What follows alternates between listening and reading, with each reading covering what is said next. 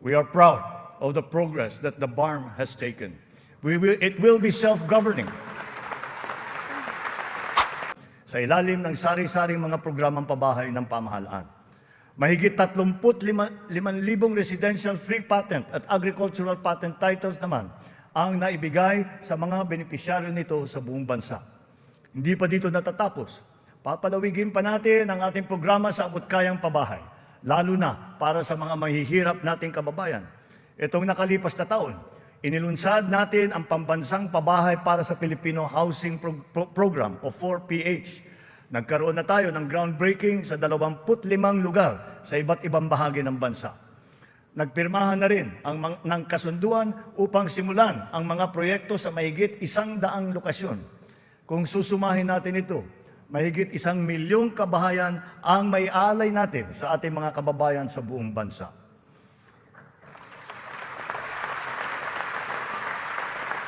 The building blocks of progressive, livable, and sustainable communities will never be complete without appropriate and responsible action to mitigate and to adapt to the effects of climate change. We can never lose sight of our responsibility to the future. The economic agenda cannot and will not ever be incompatible with our climate change agenda. Climate change is now an important criterion in our integral national policies, in planning, decision-making, up to the implementation of programs. The potential advantages of such enlightened policies extend to jobs and livelihood, with the unlocking of the development of the green and blue economies. We have learned many painful lessons from past disasters, but we continue to be alert and prepared in our disaster response.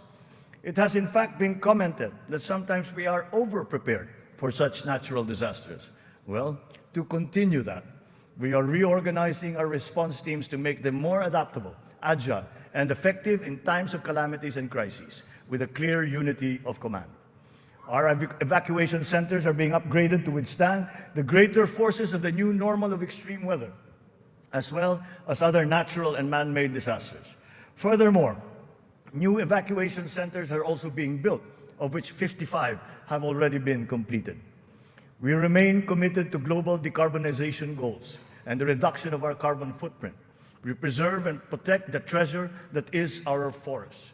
Their value to the environment, to the ecology, and the economy is incalculable. We have adopted the concept of the circular economy, using nature as our model. The aim is to keep raw materials in a closed loop. In our world with scarce resources, the circular economy allows us to fully use these resources, minimize waste, and reduce the need for new resources, just as it is in nature. Just like our climate change action, this new system requires the participation of all sectors of society, up to each individual citizen, for it to succeed. Only a whole-of-government and whole-of-society approach will enable us to do all of these.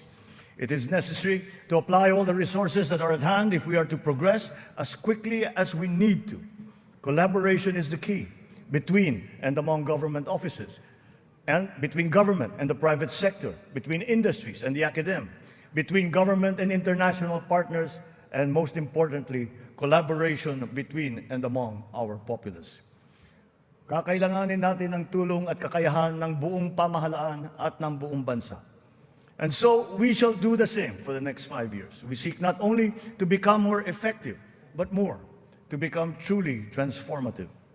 This approach will be operationalized through the interagency cooperations, as well as through coordinated efforts between and among the 3 branches of government and the independent constitutional bodies. We have organized private sector advisory councils and national local mechanisms to establish the needed linkages.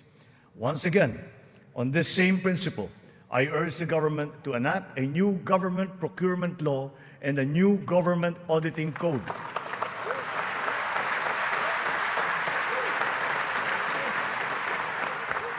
This to make government procurement and auditing more attuned to these changing times.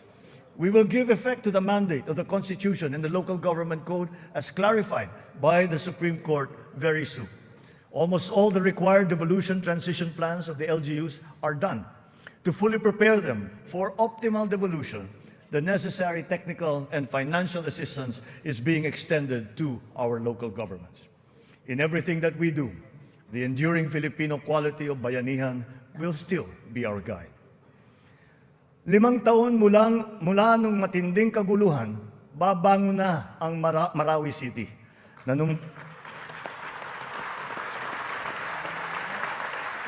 Nanunumbalik na ang sigla sa pamayanan, maraming proyekto ang nakumpleto at mga infrastrukturang na itatayo.